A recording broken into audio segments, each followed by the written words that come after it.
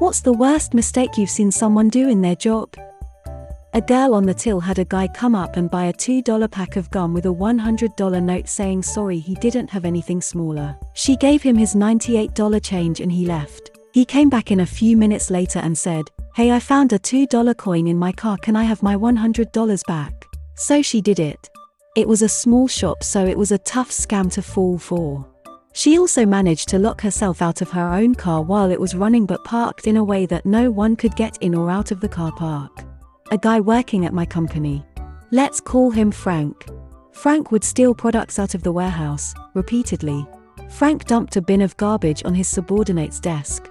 Frank ran into a meeting, put his hands on the wall, and yelled, "I'm a black man." He was not a black man. Frank treated his female colleagues with disdain and disrespect. He ordered a female VP to get him coffee.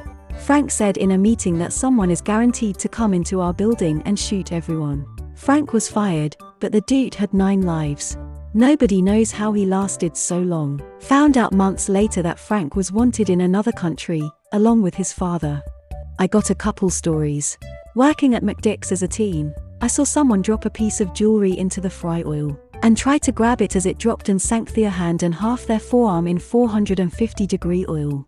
They ran out screaming and we never saw them again. Working at a tire shop, I saw someone use an old bottle jack to lift a semi, and then as they began taking the tires off, the jack failed and the whole trailer sank down onto their legs, pinning them under the tire. It's important to note how you take tires off a semi-truck. You lift it a couple inches, and sit on the ground with your legs around the bottom of the tire, and use your legs to lift it while you pull it off. Crazily enough though, the guy wasn't hurt too bad for one big reason. He was an enormous guy. We called him Big Joe because he was 7 foot 2 inches, and wasn't just tall, but proportionally bigger in every way.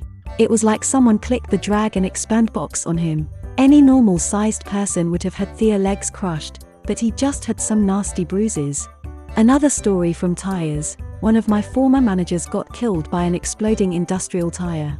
They have locking rings that hold the tire on the rim, but if they aren't set on just right, they will blow off when you air the tire up, often with enough force to go right through you, and then still keep going with enough force to embed itself in steel or concrete, which is what happened to him. I didn't see this, just heard of it later on. Newish employee deleted the root directory for the SFTP server. Took the server guys about a day and a half to fully restore it, with all files since the previous night backup lost. Same employee did the exact same thing again a few weeks later. Still had a job when I left, somehow.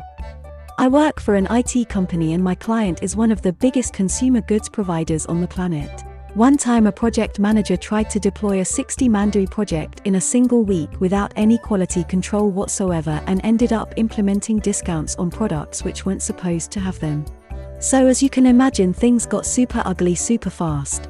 Client lost about $1 billion in revenue, seriously, and our leadership got involved, fought for several months. It happened in our contract year with them too, and we almost lost them over this incident. The PM who delivered the project was first placed on leave, then eventually moved to another account. It's me, I'm the idiot. I was a bussier in a busy restaurant when I was 18, and I managed to dump an entire full bus tub onto a little girl.